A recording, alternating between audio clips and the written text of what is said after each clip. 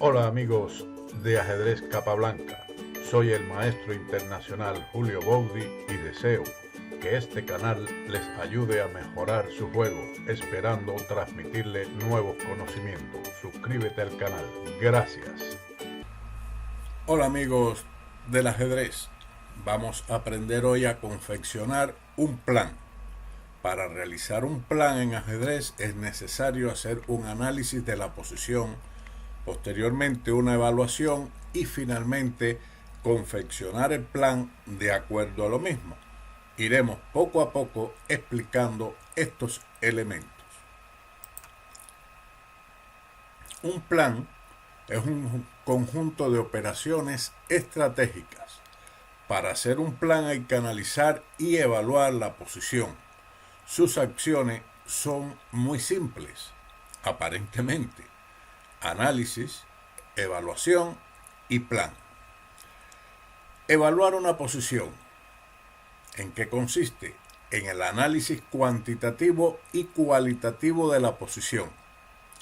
Cuantitativo, ¿qué significa? Comparación de la fuerza de ambos bandos, cantidad de piezas y peones. Dos alfiles, alfil y caballo tienen adversario, dos torres cada uno, la dama y 5 peones por bando. Eso es más o menos una evaluación o un análisis cuantitativo. Cualitativo, esto significa despojar una posición de sus elementos, quiere decir comprender la estructura de peones, líneas abiertas y semiabiertas, actividad de las piezas, casillas fuertes y débiles, seguridad del rey, pareja de alfiles, etc.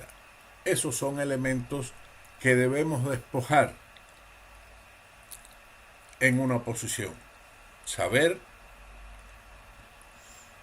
cuál estructura es mejor, si las líneas abiertas y semiabiertas nos favorecen a nosotros o al contrario, etc.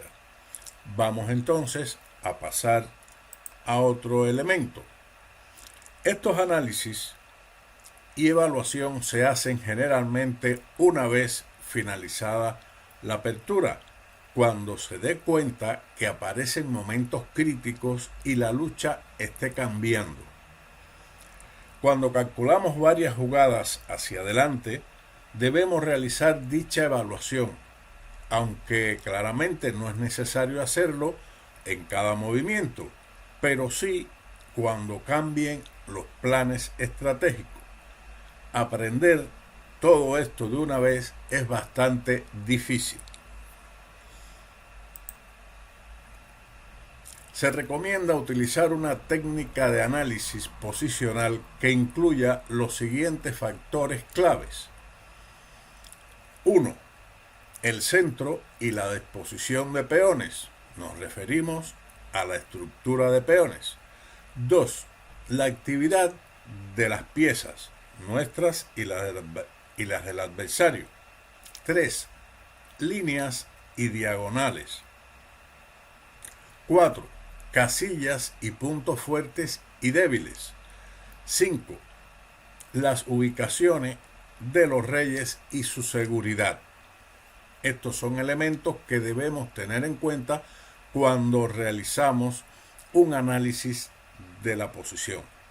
La importancia de los mismos puede diferir y no es necesario hacerlo en ese orden, aunque si lo hace le proporcionará beneficios en el futuro. Quiere decir que usted ve una posición de momento y puede decir en D6 hay un punto débil, o B7 es un peón que está débil atacable en la columna. Después puede pasar a ver que la estructura de peones nuestra es más favorable que la del contrario, que hay líneas y diagonales abiertas donde podemos utilizar nuestros alfiles o nuestra dama, o adversario también lo puede utilizar, etc. No tiene que ser en este orden estricto que lo hemos puesto, pero como decimos ahí al final, si usted se habitúa a eso, será muy beneficioso. Veamos otra diapositiva sobre un análisis y evaluación de una posición. Al analizar y evaluar una posición, revela los aspectos fuertes y débiles de ambos lados, de tu propia posición y la de tu oponente. El destacado teórico del ajedrez, conocido por todos, el gran maestro Aaron Nimzowitsch, escribió: todas las operaciones deben ponerse en práctica, siguiendo un propósito definido, un objeto de ataque. Navegar sin un propósito es un desconcierto estratégico. Tales propósitos se aclaran solo al evaluar una posición, y cuando se ha determinado es necesario planificar las operaciones concretas que te permitan utilizar las fortalezas de tu posición y las debilidades del oponente. En el ajedrez, la cantidad de planes es indefinida. Pueden ser muy simples o muy complejos. Pueden incluir una reagrupación esencial de fuerza o extenderse solo en unos pocos movimientos. Pero es importante ir en una posición con un plan. No importa que sea malo, no lo sabemos tampoco, pero es mejor un plan que no tener ninguno. En esta otra diapositiva mostramos dificultad en su aprendizaje y puesta en práctica. Probablemente será un poco difícil para usted porque aún no está familiarizado con todos estos factores, pero el punto principal para ti ahora es familiarizarte con cómo se pueden tener en cuenta durante una partida. En las próximas lecciones del curso aprenderás sobre ellas con más detalles. Vamos a otra diapositiva. Consejos. No tengas miedo de los planes equivocados, sino de jugar sin rumbo fijo. Actuar sin un plan rara vez conduce al éxito. Más a menudo lleva al jugador a una situación peligrosa. Por lo tanto, recuerde, es mejor jugar de acuerdo con un mal plan que sin ningún plan. Lo habíamos mencionado anteriormente. Al hacer un plan, tenga en cuenta no solo los resultados de su análisis, sino también su estilo de juego y características psicológicas, carácter, estado de ánimo, etc. Factores que influyen generalmente en cada una de las personas. Esto especialmente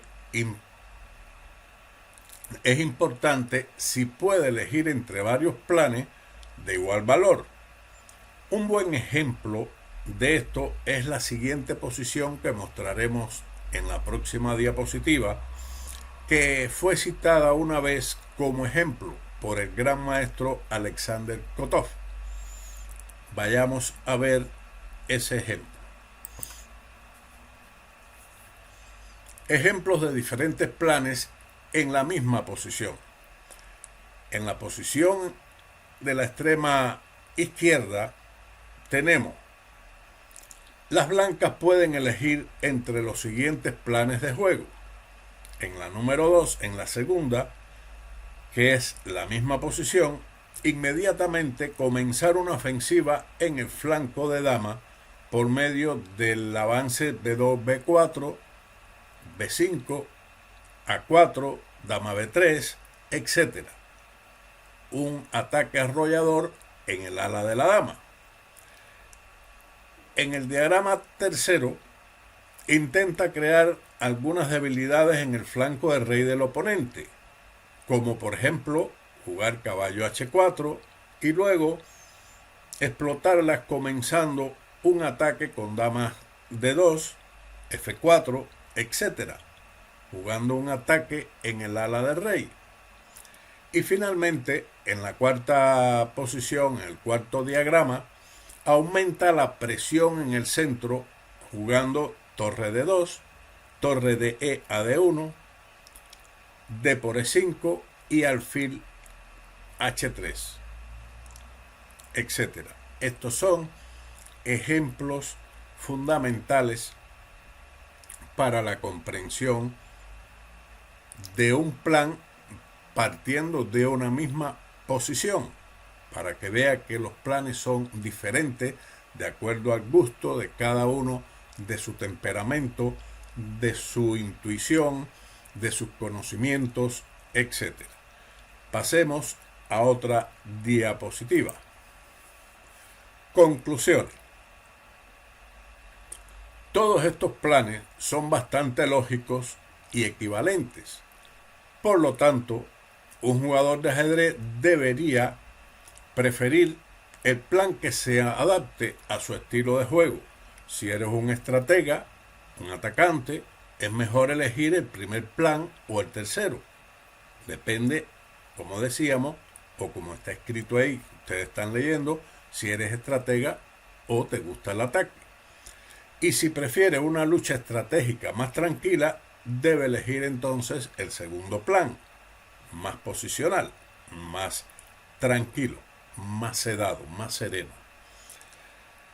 Enfatizar una vez más que para aprender y estimar una posición y hacer un plan, la base de la habilidad estratégica de un jugador de ajedrez, primero debe comprender los factores posicionales de los que hemos hablado anteriormente.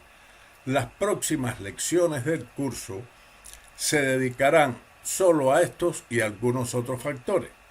Después que analicemos partidas en el próximo vídeo o en los próximos vídeos, continuaremos con el más importante de ellos, o uno de los más importantes, puesto que en la estrategia generalmente todos son importantes, pero pasaremos a ver las características de las estructuras de peones.